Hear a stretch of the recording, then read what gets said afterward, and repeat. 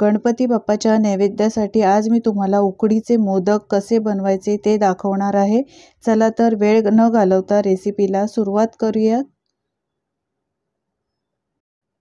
तर सगळ्यात आधी आपण मोदकाचं सारण बनवणार आहोत। त्यासाठी मी कढई गरम करायला ठेवलेली आहे।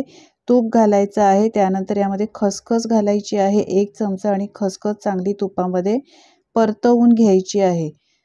आता यामध्ये ड्रायफ्रुट्स घालायचे आहेत। तुमच्याकडे जे घरात ड्रायफ्रुट्स असतील ते तुम्ही घालू शकता। मी काजू, बदाम आणि मनुके घातलेले आहेत। चांगले तुपातच यावर परतवून घ्यायचे आहेत। आता 1 वाटी ओलं किसलेलं खोबरं घातलेलं आहे।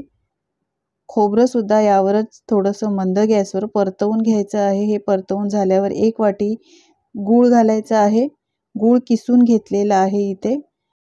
गूळ किसलेलं घातल्यामुळे लगेच मेल्ट होतं आणि सारण आपलं लगेच तयार होतं। यासाठी गूळ किसूनच घाला। सगळं व्यवस्थित साहित्य मिक्स करून घ्यायचं आहे। गॅस स्लोच ठेवायचा, फास्ट करायचा नाही। फास्ट केला तर सारण करपेल। यासाठी स्लो गॅसवरच हे सारण आपण बनवून घेणार आहे। तर तुम्ही पाहू शकता गूळ मेल्ट झालेला आहे आणि आपलं सारण आता चांगलं तयार झालेलं आहे। एकदा व्यवस्थित सगळं मिक्स करून घ्यायचं आहे। मिक्स केल्यानंतर शेवटी 1 चमचा वेलची पावडर यामध्ये घालायची आहे आणि पुन्हा एकदा मिक्स करायचं आहे आणि हे सारण पूर्णपणे थंड करून घ्यायचं आहे। आता आपण मोदकाचं पीठ मळण्यासाठी इथे एक भांडं मी ठेवलेलं आहे गॅसवर गरम करायला। 1 वाटी पाणी आणि 1 वाटी दूध घातलेलं आहे। 1 चमचा तूप घालायचं आहे आणि चांगलं गरम करून घ्यायचं आहे। गरम होत आलं की यामध्ये 1 चमचा मीठ घालायचं आहे। यानंतर 2 वाटी मी इथे तांदळाचं पीठ घातलेलं आहे। तांदळाचं पीठ व्यवस्थित घालून मिक्स करून घ्यायचं आहे। आपण उकड करणार आहोत तांदळाच्या पिठाची आणि झाकून ठेवायचं आहे। थंड झाल्यावर एका प्लेटमध्ये हे पीठ आपण काढून घ्यायचं आहे। तर हे पीठ गरम असल्यामुळे सावकाश काढायचं आहे। अशा पद्धतीने उकड करून जर मोदक तुम्ही बनवाल तर खूपच छान आणि चांगले बनतात। आता इथे एक वाटी घ्यायची आहे, कारण हे पीठ जे आहे ते खूप गरम आहे, त्यामुळे वाटीच्या साहाय्याने आपण हे चांगलं पीठ असं मळून घेणार आहोत, म्हणजे चांगलं एकजीव करून घेणार आहोत। आणि थोडं थंड झाल्यानंतर हाताला पाणी लावून हे पीठ चांगलं मळून घ्यायचं आहे। तर हाताला पाणी लावूनच हे पीठ मळायचं आहे, कारण हे पीठ गरम असतं। गरम असतानाच कोमट झाल्यावरच आपण हे पीठ मळून घ्यायचं आहे। थोडंसं तूप घालूया आणि पुन्हा एकदा सगळं पीठ एकजीव करून मळून घेऊया।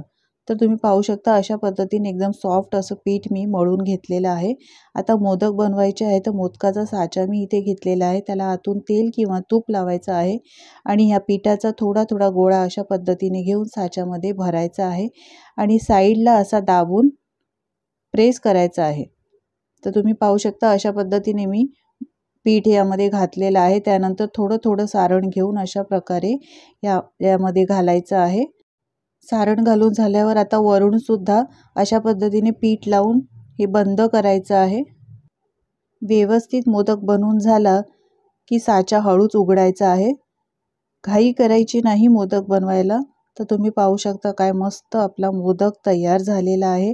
उकडीचे मोदक अशा पद्धतीने व्यवस्थित केले की छान बनतात। हे बघा अशा पद्धतीने बाकीचे सगळे मोदक सुद्धा आपण बनवून घेणार आहोत।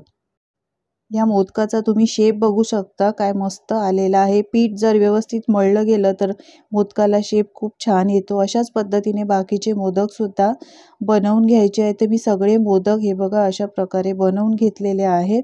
सगळे मोदक आपले तयार झालेले आहेत। आता आपण हे उकडवून घेणार आहोत। तुम्ही पाहू शकता एकाच पद्धतीने एकाच साच्यामध्ये बनवलेले मोदक अगदी झटपट तयार झालेले आहेत। इथे मी चाळणी घेतलेली आहे। चाळणीला तेल किंवा तूप लावून घ्यायचं आहे, म्हणजे मोदक चिकटणार नाही। आता सगळे मोदक यामध्ये ठेवून घ्यायचे आहेत।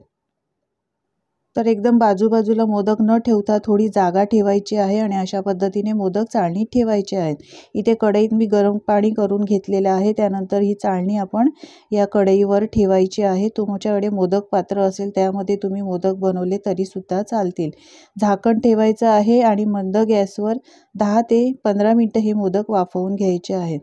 तर 15 मिनिटं झालेले आहे। मोदक आपले वाफवून झालेले आहे। तुम्ही पाहू शकता याचा कलर सुद्धा चेंज झालेला आहे। मस्त आपले उकडीचे मोदक झटपट तयार झालेले आहे। गणपती बाप्पाच्या नैवेद्यासाठी असे उकडीचे मोदक एकदा तुम्ही नक्की बनवून बघा। रेसिपी कशी वाटली कमेंट्स करून सांगायला विसरू नका। रेसिपी आवडली तर लाईक शेअर करा आणि नवीन असाल माझ्या चॅनलवर तर चॅनलला सबस्क्राईब करा। व्हिडिओ पाहिल्याबद्दल खूप खूप धन्यवाद।